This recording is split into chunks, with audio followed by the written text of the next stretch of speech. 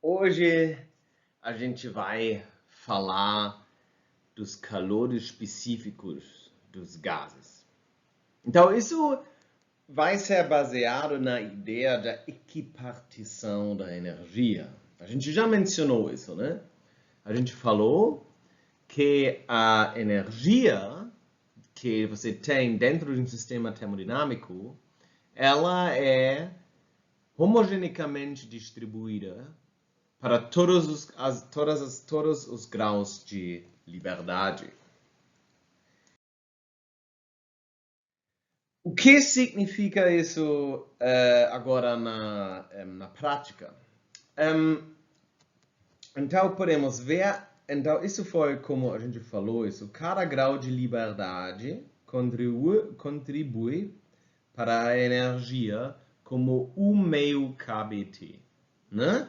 Então, vocês lembram que no gás ideal, né, no caso do gás ideal, cada partícula tem uma energia, o valor médio da energia é 3,5 kBt, e isso é porque que vai ser exatamente 1 meio mv quadrada. E isso é porque cada grau de liberdade significa cada direção no espaço três-dimensional dá um meio kBt para a energia total. Mas agora a gente vai mudar isso um pouquinho, porque não é sempre tão claro o que é um grau de liberdade. Na verdade é claro, mas especificamente para pessoas como vocês, ainda não é tão óbvio quais são graus de liberdade. E vocês vão ver o que eu estou falando exatamente em um segundo, mas cada termo quadrático, a gente vai dizer, dá essa contribuição 1 meio kBt. E quadrático significa que na sua energia você tem algo que depende numa variável quadraticamente. Né? Por exemplo, a energia cinética, que aqui eu chamo a energia de translação, porque é translação para as direções do espaço, é 1 meio Vx quadrada mais 1 meio Vy quadrada mais 1 meio Vz quadrada. Então, cada vez você tem V quadrada lá dentro. Agora, se você olha para um oscilador harmônico, né, vamos dizer, você tem uma molécula que tem dois átomos que vibram assim. Nesse caso, a sua intuição pode dizer que isso te dá 1 grau de liberdade, porque agora você pode fazer que eles são mais perto ou mais distantes. Mas, na verdade, dá 2 graus de liberdade. Isso combina com o que eu falei, que cada termo quadrático é responsável se você olha simplesmente para a energia de um oscilador harmônico, que é a energia potencial, mais a energia cinética. E esses dois agora são, os dois são termos quadráticos. Nesse caso aqui, μ seria a massa reduzida, né? E ômega seria a autofrequência do sistema. O que importa, aqui a gente tem x ponto quadrada e aqui a gente tem x quadrada. Ok, mas agora na prática, o que significa isso? Talvez vocês ainda pensem, não, mas um oscilador harmônico só deve ter só deve dar 1 grau de liberdade. Não, mas não é assim, e isso é relativamente lógico. Por exemplo, imagina que você tem oscilador harmônico e ele está na sua posição X equilíbrio, né? Que a gente pode chamar zero, por exemplo. Ok? Se você não sabe a velocidade, você não pode saber qual é a energia total dele. Você tem que saber a velocidade, porque se a velocidade é zero, vai zero, mas se a velocidade é maior, vai ser maior, porque nesse segundo toda a energia existe em energia cinética. Ok? Então, se você quer determinar o estado de um oscilador harmônico, você sempre precisa de duas coordenadas, que são essas coordenadas que entram aqui quadraticamente. Então, o oscilador harmônico dá 2 graus de liberdade, porque você tem duas liberdades para escolher se você quer determinar o sistema: a posição e a velocidade. Ok, no caso das energias rotacionais, né, significa que agora você tem átomo diatômico e ele rotaciona, é relativamente simples. Ele não pode rotacionar assim, né? Se ele rotacionar assim não vai mudar nada, o sistema vai ficar igual, mas ele pode rotacionar assim e assim, né? Assim. Ok, então isso te dá mais 2 graus de liberdade. E assim a gente consegue ver que no caso de átomo diatômico, a gente agora tem mais graus de liberdade. Ok, então vamos lá. Aqui temos de átomo diatômico essas 3 energias que a gente discutiu. E a gente consegue ver agora que isso significa que, como no gás ideal, o valor médio da energia de translação, da energia cinética, vai ser 3,5 kBt no espaço tridimensional. A gente tem 2 graus de liberdade por causa do modo da vibração. Então, isso significa que a energia média de vibração vai ser kBt. Porque 1 grau de liberdade dá 1,5 kBt e 2 vezes 1,5 kBt. E a mesma coisa para as rotações das moléculas, que também vai dar uma contribuição kBt. Então, agora podemos adicionar tudo isso. 3,5 mais 1 faz 7,5.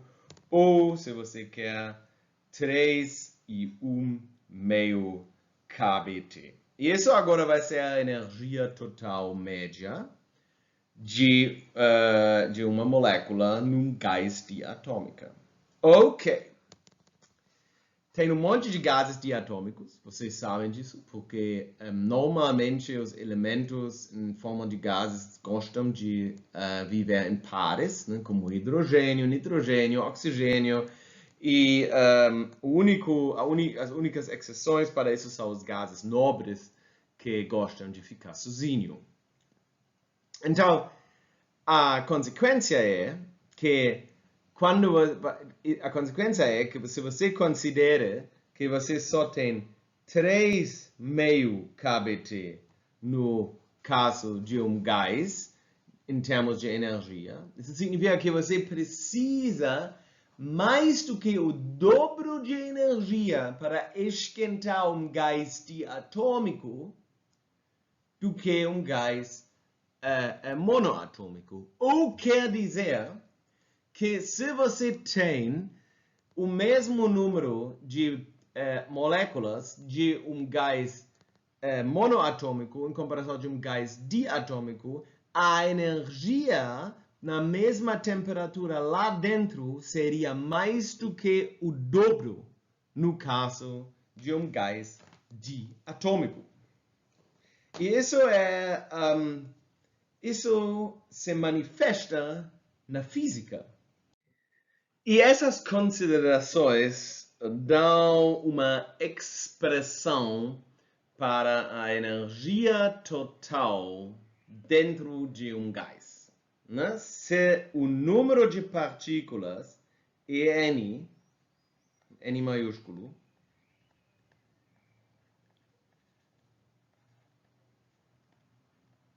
e eta é o número de graus de liberdade, significa o número dos termos quadráticos. Cada um desses vai dar 1 meio kBt, então a gente consegue escrever a energia total no sistema como N vezes eta vezes 1 meio kBt. Ok, agora a gente sabe realmente quanta energia a gente tem dentro de um certo gás com uma certa temperatura. Ainda a gente não pensa sobre interações, como as paredes e as moléculas entre si, isso agora é só considerando os graus de liberdade do gás. A capacidade térmica agora é definida pela derivada de U sobre T, pelo menos quando o volume é constante. Essas coisas de... agora, a capacidade térmica é diferente quando o volume é constante do que quando a pressão é constante, né? Mas isso tem a ver com... então, quando você bota energia num sistema termodinâmico, né? Essa energia tem que ir para algum lugar, ok? E às vezes aumenta a pressão, às vezes aumenta o volume, isso depende do seu sistema. Agora vamos assumir que o volume é fixo. E nesse caso, como a capacidade térmica divide quanto energia a gente bota e quanto muda a temperatura com isso, é a derivada disso aqui. E a gente tem uma expressão para a capacidade térmica como um volume constante, que a gente só deduziu das nossas considerações básicas. Isso já é bem legal, isso é física estatística. E agora vamos ver como isso realmente sobrevive um teste na prática. Então,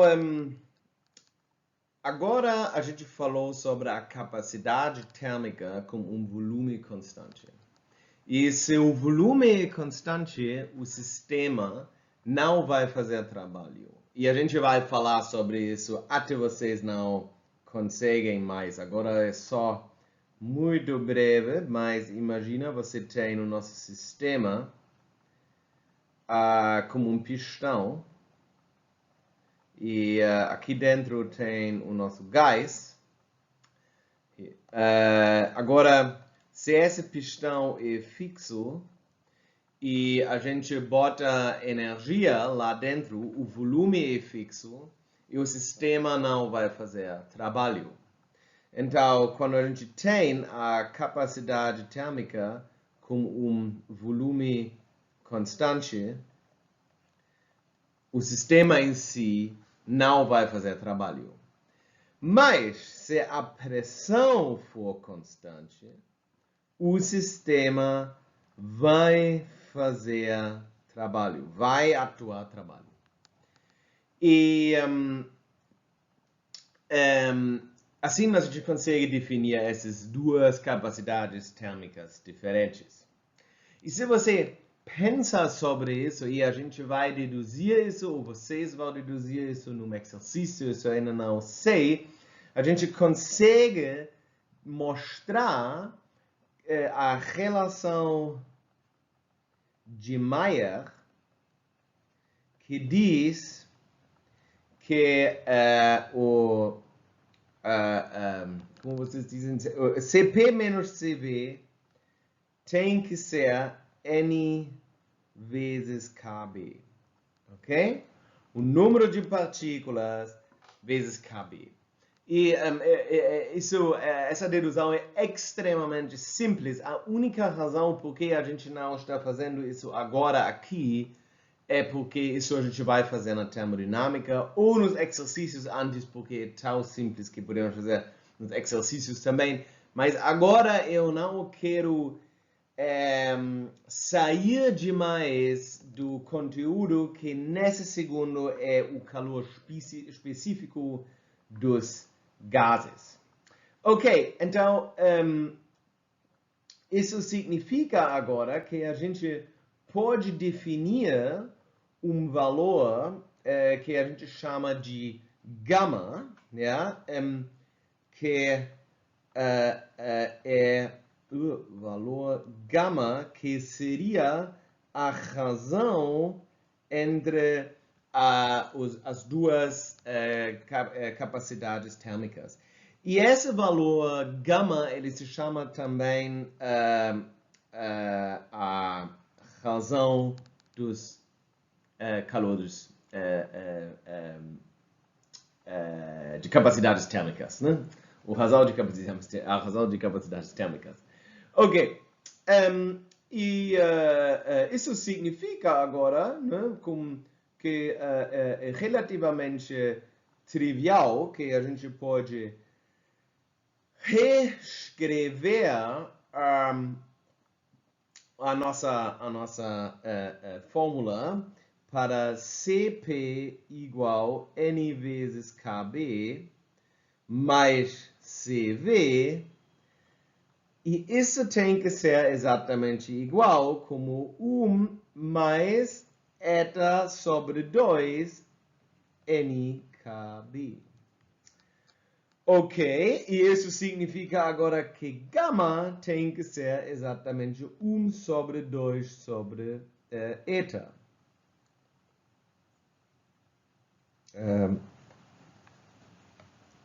Eta. Ok, então, primeiro, agora eta pode ser 3 ou mais, né? Se eta for 3, isso aqui seria, então isso seria para o gás ideal, né? Para eta igual 3, a gente vai ter um gama de 1,67. E agora, dependendo de quantos graus de liberdade a gente tem, gama vai ser menor e por mais graus de liberdade, muitos graus de liberdade significa gama é perto de 1, ok? Ok, então isso é muito interessante. Isso agora é um número que a gente teoricamente pode medir. Você pode fazer um experimento onde você mede a capacidade térmica em dependência de pressão e um outro experimento onde você mede a capacidade térmica em termos do volume. Você pode dividir eles e assim você recebe valores para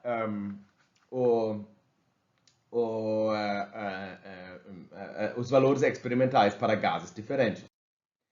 E isso é feito aqui. Agora vocês conseguem ver que a realidade é mais complexa do que o que a gente falou. Por exemplo, a capacidade térmica depende também da temperatura.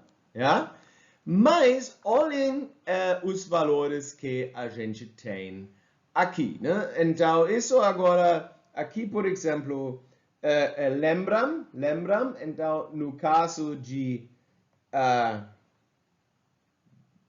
gases monoatômicos, a gente esperaria 1,66666. E olha o que a gente mede aqui para as gases nobres. Aqui, olhem. Isso aqui são gases nobres. Isso é extremamente perto. Yeah? Agora, para gases diatômicos, a gente esperaria 1,4. Então, vamos dar uma olhada. Aqui, os gases diatômicos, H2. Olha aqui, está mais ou menos perto de 1,4. Então, existe uma realidade aqui. Aqui também 1.4, exatamente 1.4 nesse caso. Aqui 1.4, exatamente. Então, a gente consegue ver que existe uma certa realidade aqui. Agora, o que é com gases triatômicos? Nesse caso, a gente vai ter... isso já depende da estrutura do nosso material, mas, por exemplo, vamos dizer, para eta igual 6, a gente vai ter 1.33.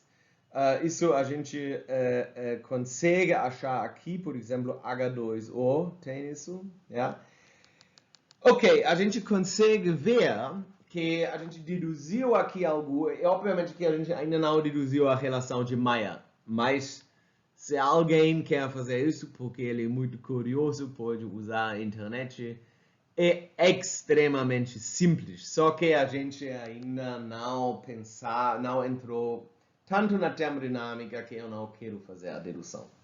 Mas, então, a gente consegue ver como os graus de liberdade e as capacidades térmicas dos vários gases, na verdade, batem relativamente bem. E agora, alguém de vocês pode pensar, uau, isso é fantástico, a gente agora consegue calcular, a gente conseguiu agora deduzir algo sobre a realidade que realmente funcionou na base de primeiros princípios, vamos dizer. Ok, não, isso não é o caso, isso é o caso, mas eu quero não só que vocês focam no fato que esses números aqui, esse 1.6, é bem perto desse 1.6 aqui do hélio. Eu quero que vocês focam no desvio. Vocês conseguem ver, por exemplo, como aqui a temperatura faz que o gama muda e a nossa teoria não considera isso. Então, a realidade é mais complexa do que o que a gente falou. Então, isso aqui são resultados de 200 anos atrás. Quase 200. Não 200, mas quase 200 anos atrás. Então,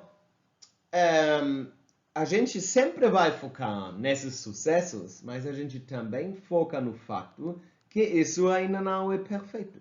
Yeah?